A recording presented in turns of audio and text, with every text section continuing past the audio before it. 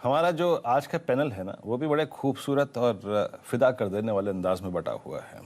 Banking shot Asit, banking shot Manas, IT by Rajesh Satpathy ji, IT by Prakash कावा।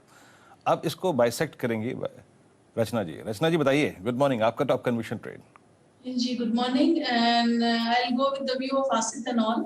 And मेरा भी शॉर्ट साइड पे रहेगा कॉल बैंक ऑफ बड़ौदा में, एंड इसके फ्यूचर्स पे हम शॉर्ट करेंगे। हम कंडीशन यही है कि बैंक निफ्टी की फ्यूचर्स जब 34,550 तोड़ते हुए नजर आए तो उस टाइम पे हम एंट्री करेंगे एंड नॉट बिफोर दैट। तो इस कंडीशन के साथ बैंक ऑफ बड़ौदा की फ्यूचर्स को शॉर्ट करेंगे। 82.5 पे इसका स्टॉप लॉस लगाएंगे और डाउन साइड पे इसके टारगेट्स हो सकते हैं 77 एंड 75 एंड 73। और जो टेक्सचर बना हुआ है मार्केट का ओवरऑल, इस उस टेक्सचर को देखते हुए ये लगता है कि 40-50 पॉइंट का गैप अप कहाँ वॉश आउट हो सकता है। 2-5 मिनट में, 10-15 मिनट में पता भी चलना मुश्किल हो सकता है, क्योंकि वॉलेटिलिटी इतनी हाई है कि छोटे छोटे गैप अप्स गिव अवे जल्दी हो सकते हैं। इसके लिए ये शॉर्ट साइड पे कॉल बनाया गया है। रचना जी नमस्कार। आपने साथ दिया मानस जी का और असित जी का, और बिकवाली की राय पीएसयू बैंकिंग बास्केट में बैंक ऑफ बड़ौदा पर आप देती हुई दिख रही हैं। यहाँ पर बैंक ऑफ बड़ौदा अगर आप देखें पिछले महीने में, इस पूरे दिसंबर के महीने में लगभग 15.5% नीचे गिरा हुआ है। और बिल्कुल आप समझिए जो बैंकिंग का क्षेत्र है एफएनओ में, वहाँ पर तीसरे पायदान पर गिरावट में ये खड़ा हुआ। इससे पहले आरबीएल बैंक 16% नीचे, और बंधन बैंक जहां पर मानस जायसवाल साहब ने आपको एक शॉर्ट कॉल दी है, 22.2% नीचे गिरा हुआ है। तो बैंकिंग कितना ही बाउंस बैक क्यों ना हो, ये सेल ऑन राइज आपको व्यू बनता हुआ दिख रहा है। दो कॉल्स एचसीएल टेक पर लॉन्ग साइड पर आती हुई सतपथी साहब की तरफ से और प्रकाश काबा साहब की तरफ से। ध्यान दीजिए यहाँ पर ब्रोकरेजेस के भी अपग्रेड्स हैं, और कल आपने यहाँ पर एक शानदार ब्रेकआउट ट्रेड होता हुआ देखा था। 1280 का लक्ष्य साधते हुए राजेश जी। चलिए अब ऐसा करते हैं, मयूरेश जोशी साहब को जोड़ते हैं। मयूरेश जी, आपके मजबूत कंधों पर आज रखी हुई है, समझिए बैलेंस की एक बहुत जबरदस्त तराजू। 3 शॉर्ट कॉल और 2 लॉन्ग कॉल। अब आप बताइए आपको क्या लगता है।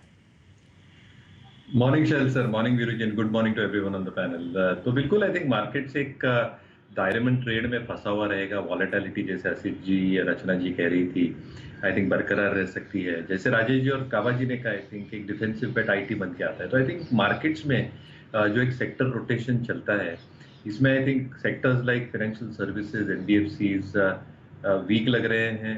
एंड ऑब्वियसली आई थिंक जो बाइंग के अपॉर्चुनिटीज आएंगे उसमें थोड़ा समय लग सकता है। जो डिफेंसिव बेट्स उभर के आते हैं sectors like IT, that probably holds out. इसलिए सेक्टर रोटेशन थियरी शेल सर हर एक दौर मार्केट में आई थिंक चलती रहती है, और ये मार्केट में भी कोई डिफरेंट है नहीं। तो मुझे लगता है आई थिंक जो मैं आई थिंक परसों से कह रहा हूँ, आई थिंक थोड़ी वेट एंड वॉच की रणनीति अपनानी चाहिए अगले 1-2 हफ्ते के लिए। I think markets should reset to the entire changes that are happening global landscape में, local landscape में।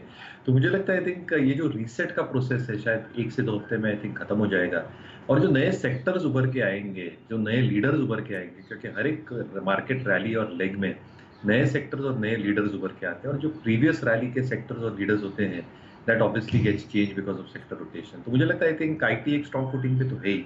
So I absolutely agree on that as per the rotational graph. But कहीं ना कहीं अर्निंग्स पर्सपेक्टिव से मुझे लगता है आई थिंक टेक्सटाइल्स और पाइपिंग कंपनीज यहाँ पे मोमेंटम रह सकते हैं। मैं बार बार आई थिंक इसे दोहरा रहा हूँ, so for the sake of repeating myself, मुझे लगता है I think wait and watch की रणनीति रखनी चाहिए on specific counters. As an example counters like Vardhman textile हुआ या केपीआर मिल हुआ, यहाँ पे मैं आई थिंक अच्छी खासी गिरावट की राह दिखूंगा। अच्छी खासी के हिसाब से आई थिंक एटलीस्ट 8 to 10% यहाँ पे अपनी 50 डीएमए की तरफ ये छूते हैं, जहाँ पे अच्छे मौके मिल सकते हैं वैल्यूएशन के हिसाब से। At the same time I think जैसे मैंने कल दोपहर के शो में भी कहा था, अपोलो ट्राइकोट ट्यूब्स जो बीएससी पे ही है, बट आई थिंक इसमें अगर प्राइस स्ट्रेंथ आती है और as per the O'Neill methodology 948 अगर ये क्रॉस कर लेता है, तो वहाँ पे जो सप्लाई प्रेशर से ये कम होते जाएंगे। बट जनरली आई थिंक जो थीम्स हैं related to government capex, export oriented themes like IT, like textiles, like speciality chemicals, यहाँ पे अर्निंग्स का जो तोड़ है ये बरकरार रह सकता है। 1 से 2 क्वार्टर टफ बिल्कुल हो सकते हैं, बट मुझे लगता है जैसे अर्निंग्स रीसेट होंगे और मार्केट रीसेट होंगे, ये सारे सेक्टर्स पे वापस इन्वेस्टर्स फोकस करेंगे, जहाँ पे earnings outperformance compare to others बहुत स्ट्रॉन्ग हो सकता है। तो आई थिंक जैन में आई थिंक अच्छे मौके मिलेंगे मार्केट में नए साल में। And again I feel that stock specific approach अगले साल में आई थिंक बहुत महत्वपूर्ण होगा। आई थिंक जो ऑल राउंड रैली हमने देखी थी, that probably might just fizzle out. So it's going to be a stock and a sector specific approach from here on. Stocks पर आप ध्यान दीजिए। यहाँ पर जोशी साहब की तरफ